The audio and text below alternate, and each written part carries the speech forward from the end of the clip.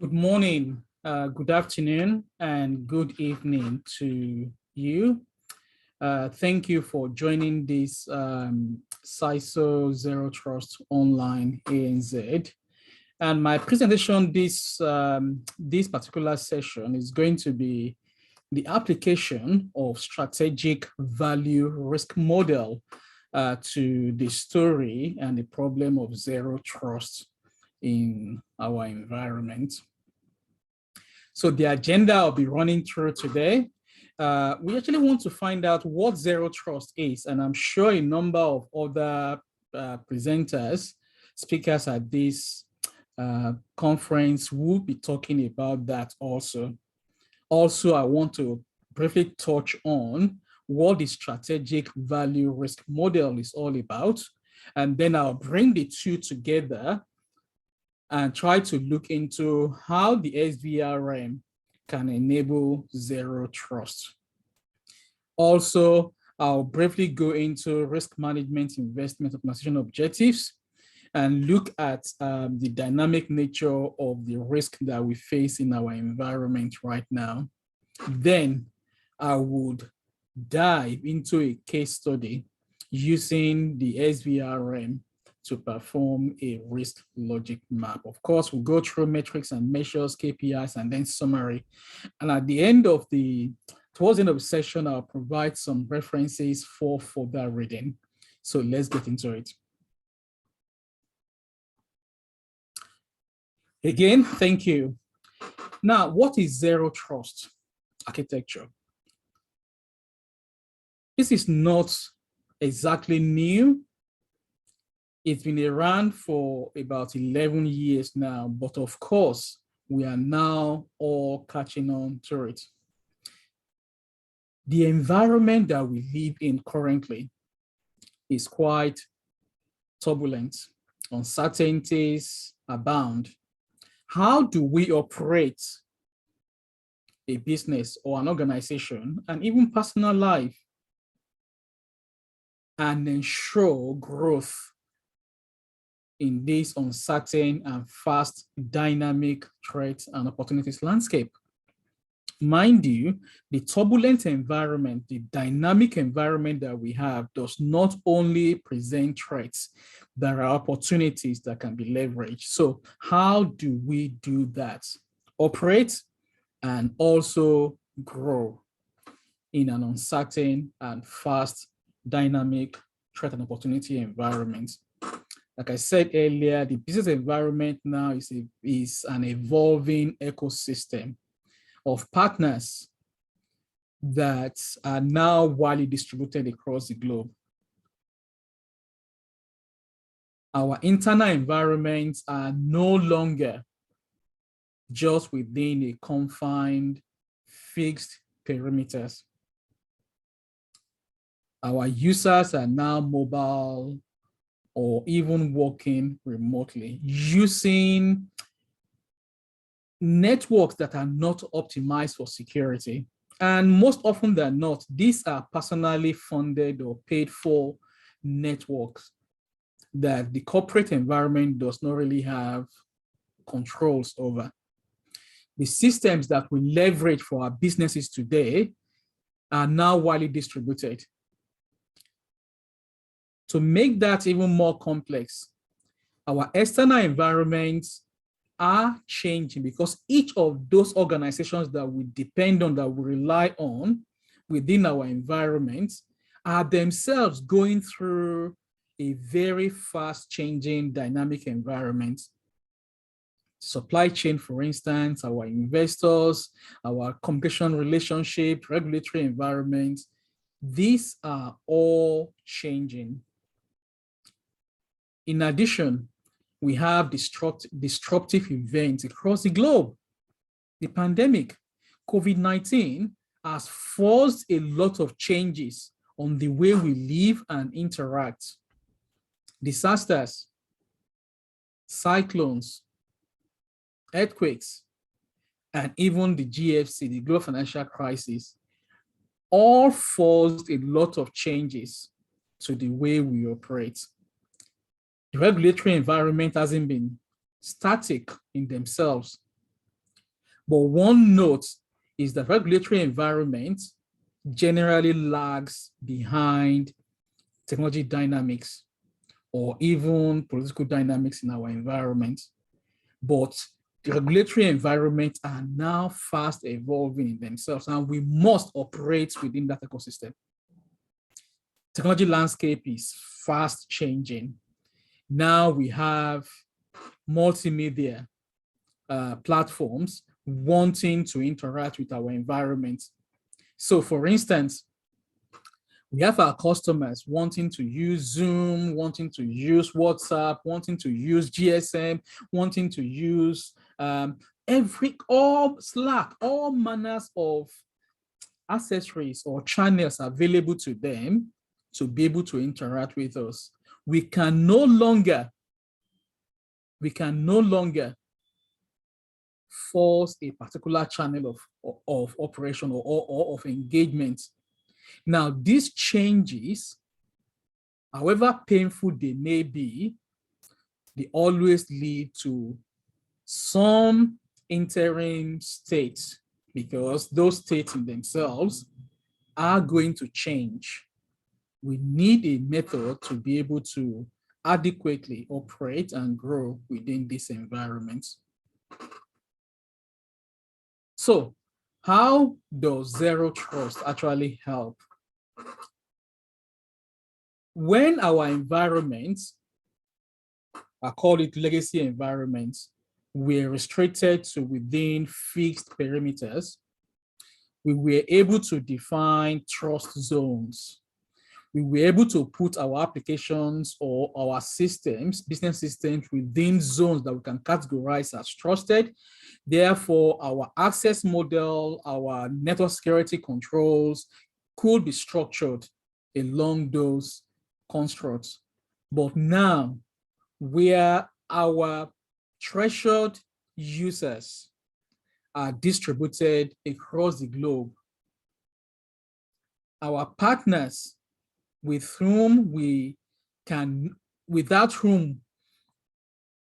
cannot deliver our business functions, are all over the world. How do we operate successfully in such an environment? Zero Trust introduces the application of least privilege and need to know principles to data-centric protection. So all the way we focus on what is important, essentially our resources, information resources, and we apply least privilege and need to know principles to access. So no longer could we put data or resources in a secure zone, network zone, but we need to continuously challenge every access request to those key information resources. Now, Zero Trust leverages application security, leverages network security, and of course, threat protection. But very importantly, it leverages users and endpoint behavior analytics, and this could be dependent on machine learning or artificial intelligence, using, for instance, genetic algorithm. A lot of statistical analysis going on. We need to move into those paradigms where we have context-based user and endpoint behavior-driven application security to ensure that we have appropriate threat protection, and indeed to leverage opportunities that this dynamic, turbulent situation environment has posed to us. Now, to be effective and efficient, Zero Trust architecture must be aware of user and endpoint context of association and the context of interaction. Now, how do I mean? If a specific user always logs in from a geolocation, say from the United States or from New Zealand or from Australia, and we do not have any information that that user was going to travel to a remote part of the world, and all of a sudden we see access from that remote part of the world, then we need to escalate the challenge to that user just to verify that they are who they say they are. The context of association. Now, the context of interaction, if that particular user, when they log in or they associate with us, the first thing they normally do is to check their email or to access a particular file. If they have a pattern of interaction, then we want to know that pattern of interaction. And when we see something different from that pattern of interaction, we need to be challenging who this person really is. Of course, all of those will come together to provide a suite of dynamic policy-driven variable access control mechanism. We are not denying the users of access if they can prove that they are indeed who they say they are. And they can be connecting from anywhere in the world and associating to deliver the business objectives that we need them to deliver. The core principles of zero trust, of course, this was published about 2010, 2011. And the core principles really, all resources must be accessed securely with the application of least privilege and need to know. Now, the original publication stated just need to know, but over time, and I have graciously added least privilege because we just want to provide just enough access authorization to be able to perform the duties that we need these individuals to perform. Of course, the need to know principle always applies. And of course, we need to be able to inspect and log majority of the traffic that is required for us to continue to build a good picture of the association. Zero trust in any environment will likely leverage secure access service edge, SASE, or security service edge architecture, and would also may require cloud asset security brokerage services. Zero trust can enable value realization in concepts like composable architectures, data fabrics, and distributed mobile workforce, which these days we cannot do without. Now let's go into SVRM. The strategic value risk model is basically a concept that recognizes that risk dynamics in our environments are changing and very, very rapidly. Threat actors and vectors are constantly evolving. These are changing, and even the opportunities in our environment are changing very rapidly. So risk management must remain dynamic. So the old ethos of the SVRM is take the concept of traditional or legacy risk management framework, apply or overlay that with contemporary realities. And by that, I mean, bring in concepts from financial risk management, which is a bit much more stable, and then field theory that recognizes that things are not just static, but distributed over a sphere of influence, and apply the principles of calculus of variation that recognizes the fact that these attributes of risk, of threats, of vulnerabilities are fast evolving. Of course, we use that concept to drive investment optimization resilience maximization, agility improvement, and controls responsiveness, wrapped around governance framework to drive the delivery of strategic objectives. Let's go into a bit more details of that. So how does the mechanism of the SVRM actually work? Many of us at this conference, we are now conversant with current state assessment, so I won't dwell too much on that.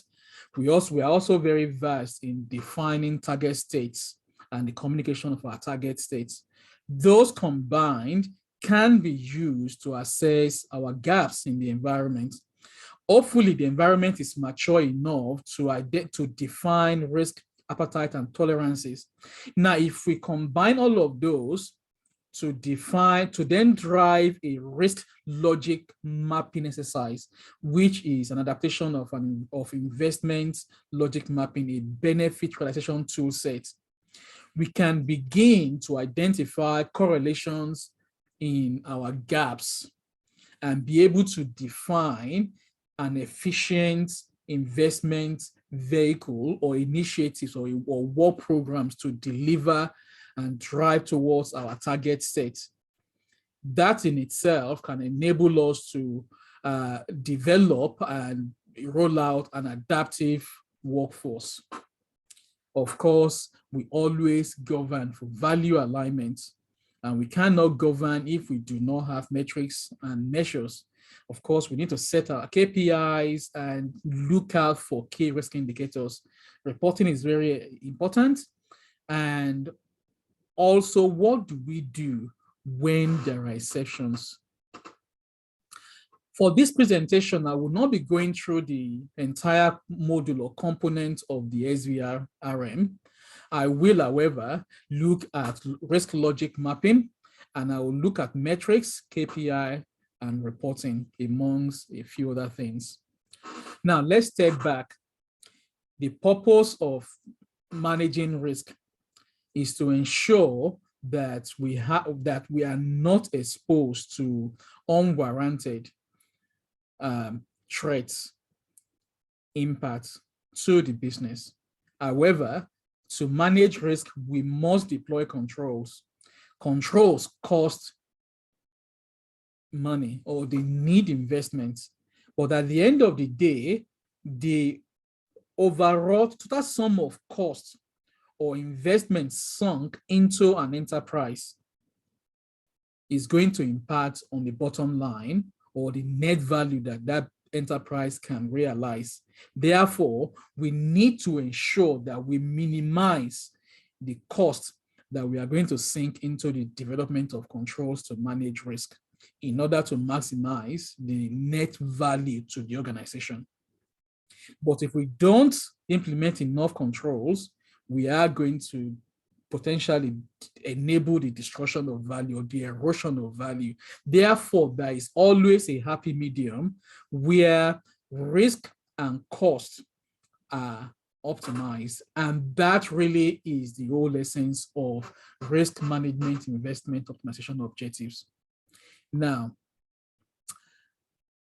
many of us here are quite conversant with the ISO 31000 series. In some instances, it prescribes the implementation of a 6x6 or a 5x5 risk matrix. Now, if we look at, for most environments, many of us are at this stage used to static risk management, where, say, the inherent risk of a particular and for a particular risk type in an environment was assessed to be moderate impacts, but it's certain to happen. So that would be a moderate, a high risk situation. The objective, and if the risk appetite was to bring that to a low, say minor, but still possible, you can never eliminate risk completely from an environment from the previous discussion we just had. Now, that is all well and good if that risk is going to remain static over the effective life or the relevant life cycle of that risk. However, we know that the environment changes. That risk that was just assessed could move to minor and still remain almost certain, or could move to moderate impact and become highly likely, or in actual fact could even move towards the right and become a major impacting risk. So we cannot just assume that because we assessed the risk yesterday, that that risk is going to ever remain the same. Therefore, we need a model that will enable us to do dynamic risk management. In this particular case, talking about zero trust, that will enable us to be able to do dynamic assessment of unauthorized access to our environment. Now, there are two general constructs for assessing risk.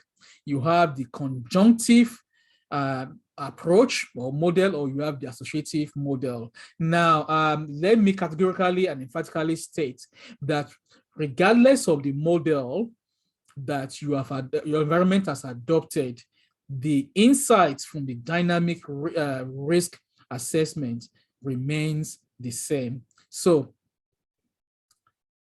although each one has pros and cons, but the effective insights remain the same. Earlier on, I did say that we are going to apply field theory and version of calculus of variation to dynamic risk management. These are the overall constructs using applied engineering mathematics, but that really isn't what the focus should be. It is the insight that we can generate from the application of that concept. Now, it turns out that the change in risk dynamics in our environment has three factors. The very first one is how sensitive is our environment to vulnerability movements, to changes in vulnerabilities in our environment. The more exposed vulnerability that an environment has, the greater the likelihood that that environment is going to go through a breach. So how sensitive is our environment to detecting and managing vulnerabilities?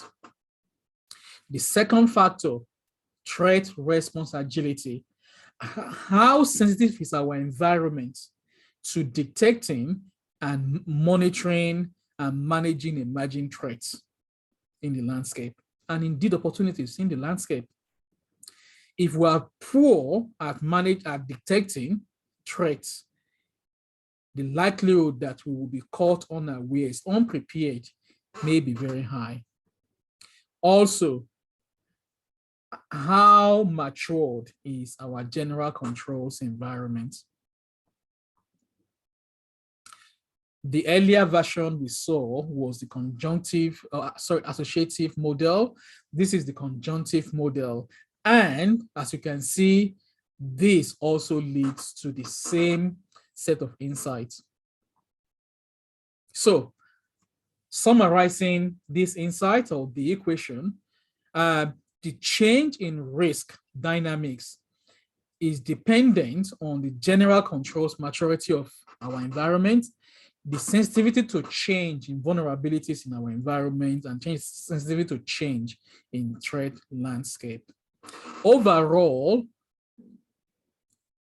if we set a maximum allowable technology vulnerability limit for our environment, and in this particular instance, we may choose to use the CVSS scoring system.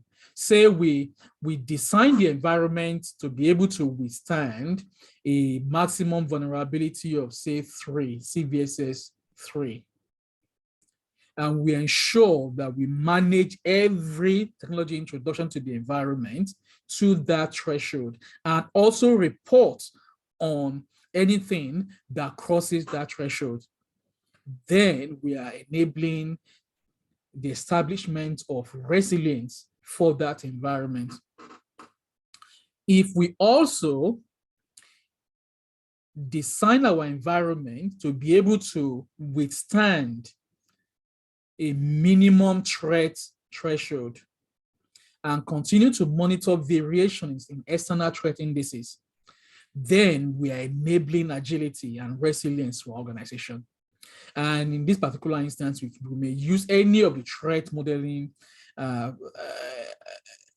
models out there. I've used MITRE for this model. You can use any of the threat modeling models at all out there. Say we design the environment to withstand significant, say 3. If anything changes beyond 3, then we know we must be responding. But anything beneath 3, our environment's already designed to withstand that. We need not invest any money, any funds in that. And of course, we need to avoid point control solutions. We need to ensure that every new investment into controls goes a long way to adding to our overall and general controls maturity.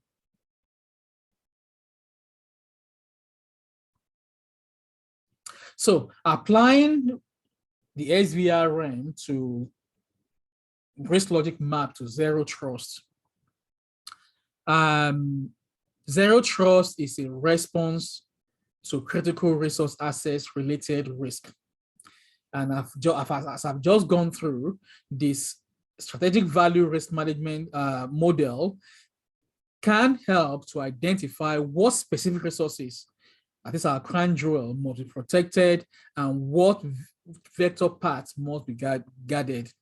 Also, the SVRM can help whatever specific zero trust architecture that we have adopted for implementation, and can also help us to identify when we need to fine tune, because the SVRM enables us to continually monitor our threat landscape. Also, zero trust must remain agile in response to current and emerging technology.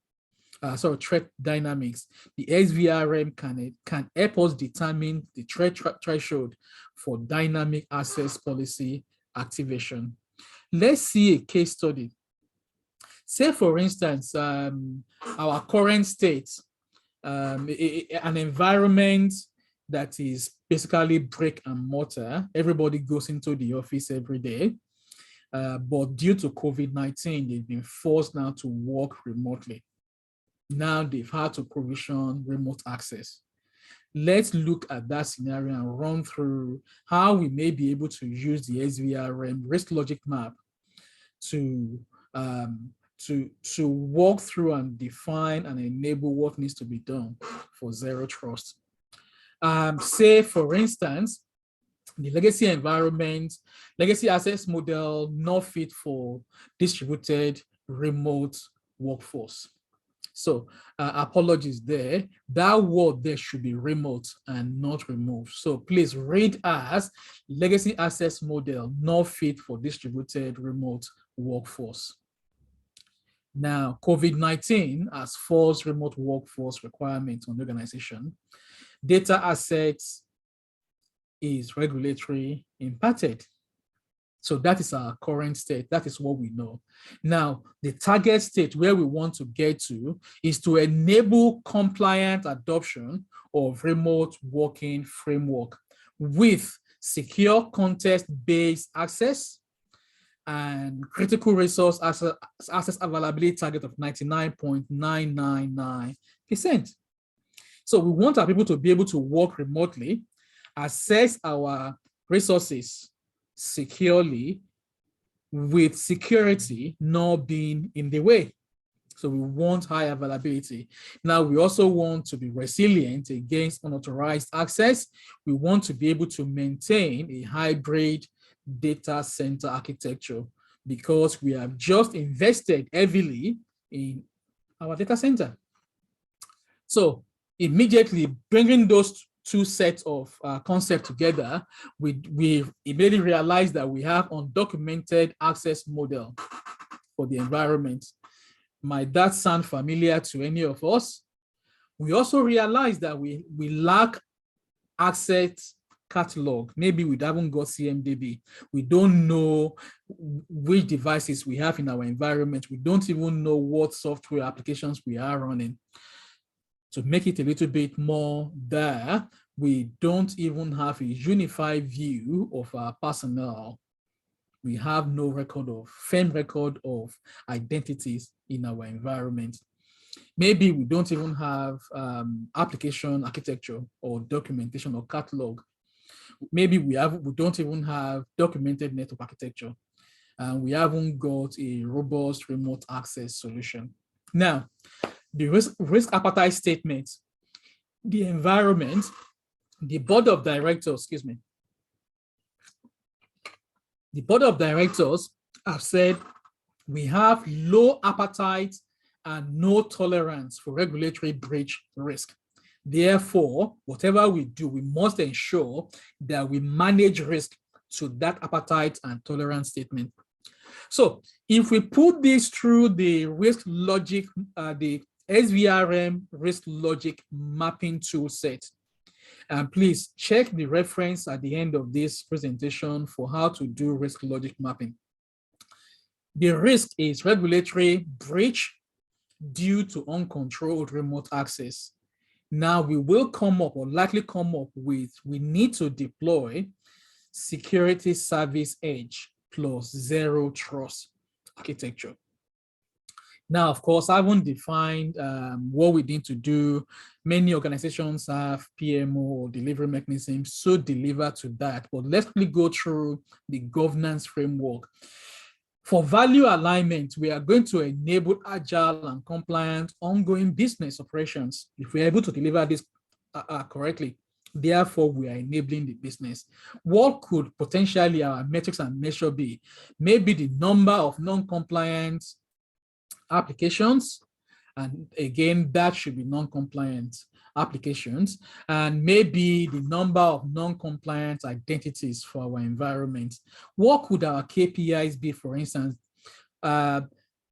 Maximum for non-compliant appliance, we don't want to exceed a threshold of 1 per reporting cycle. And for non-compliant identity, we have no tolerance at all, 0. What could our chaos indicator be?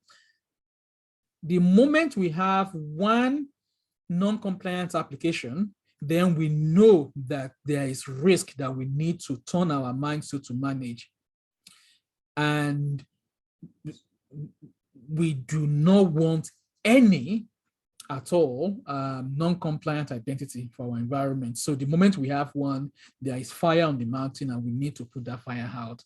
Reporting, we may say for reporting to the board of directors every quarter, reporting to our risk and audit committee, a function of the board, maybe monthly, reporting to technology governance in the environment fortnightly. How do we manage exceptions? Every exception must go through documented, approved, risk-based exception management process and must be remediated within the board reporting cycle, which is every quarter as defined. So this is an example of how the SVRM can enable the definition and implementation of a zero trust architecture for an environment. Let's do a little bit more into the bigger scope of metrics and measure in the SVRM model. There are 4 key objectives that we want to achieve for our environment. Number 1, we want to minimize our risk profile. I have the formal definitions on here, and I have the engineering definition, but let's go straight to the metrics. For instance, say mean deviation of risk to risk appetite. The risk appetite in this particular case for zero trust for this company ABC was defined as low and zero tolerance. If by the definition and performance of our SVRM assessment, we begin to see the average deviation from our risk appetite position creeping up from low, then we know that there are issues that we need to focus our attention to. And the KPI could be mass deviation of 10%, whatever that 10% is for our environment, and could be the number of new solutions implemented without compatible access architecture. We could say the maximum we can tolerate for our environment is 2 per reporting cycle, for instance.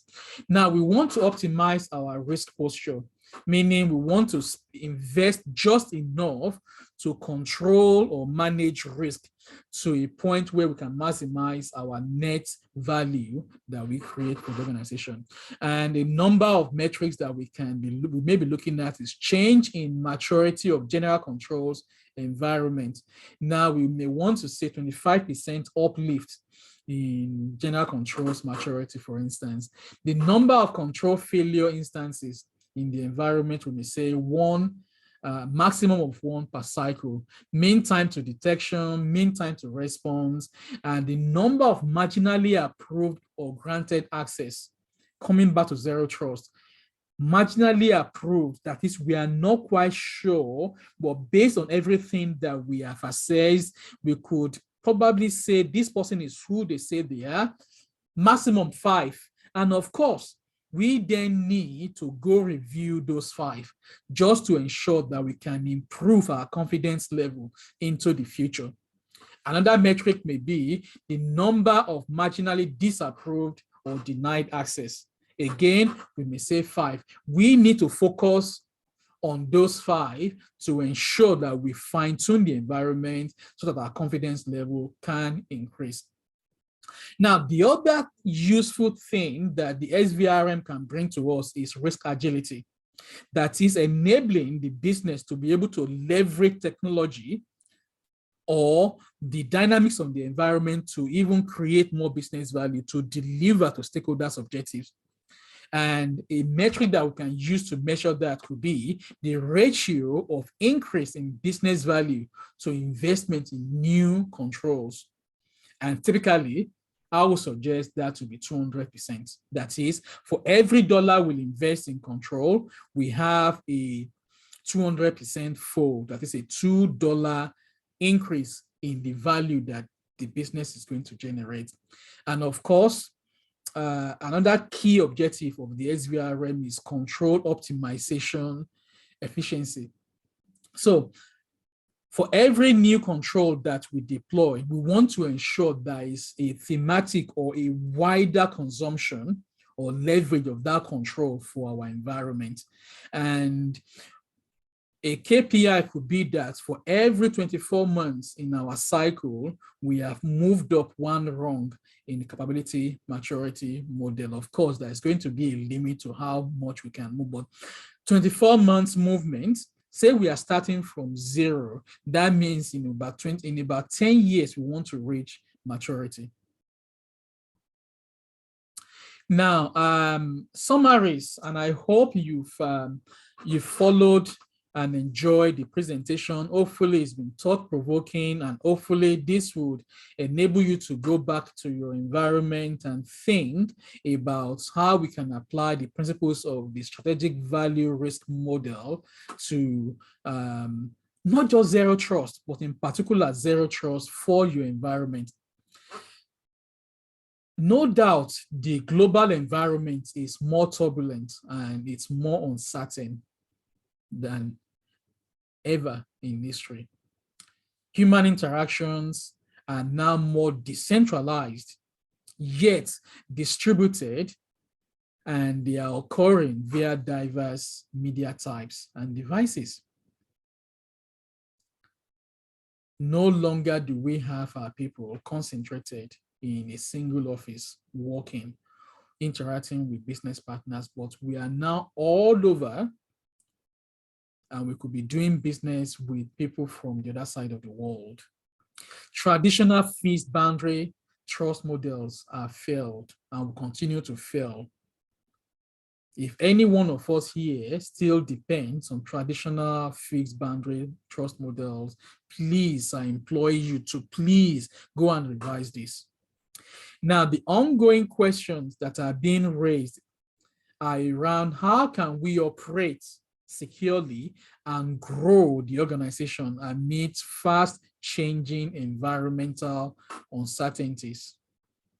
Zero trust and zero trust architecture can be leveraged to overcome failing trust models. Organizations must now can leverage dynamic risk management tools to manage dynamic technology-related business risk. The SVRM can help organizations to stay ahead of the curve.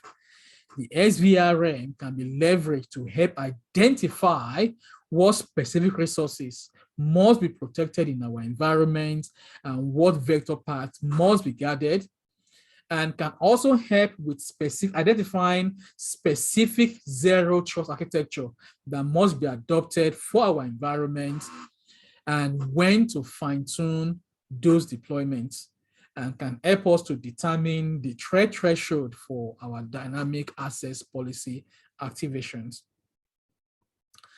As promised, these are a list of references, and I will hope that you will go ahead and review some of these materials and learn more about what the SVRM is, what zero trust is, and how the combination of this can enable our environment. So I say thank you very much for attending this session. And if you have more questions in the future, please do not hesitate to reach out to me on LinkedIn. Thank you very much.